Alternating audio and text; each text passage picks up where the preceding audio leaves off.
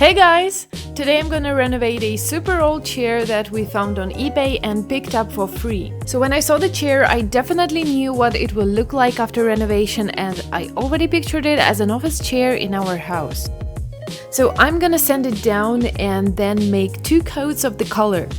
Please be sure that you're wearing a mask, because the last time I forgot to wear a mask and I was coughing for the past 20 minutes after.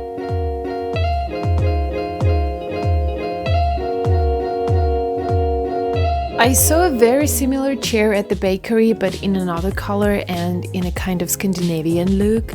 And when we picked up our chair, I knew I'm gonna paint it black. First coat doesn't need to cover every inch of the chair, because the second coat will pretty much do the job. The temperature outside is below 0 degrees, so I couldn't take it out and paint it there. So I decided to paint it in my kitchen, and if you do the same, be sure that your color doesn't sting.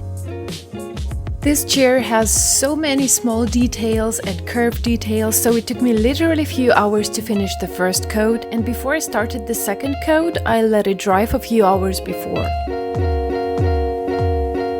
After the second coat, I let the chair dry for 2 more hours, and then DIY upcycling chair was done.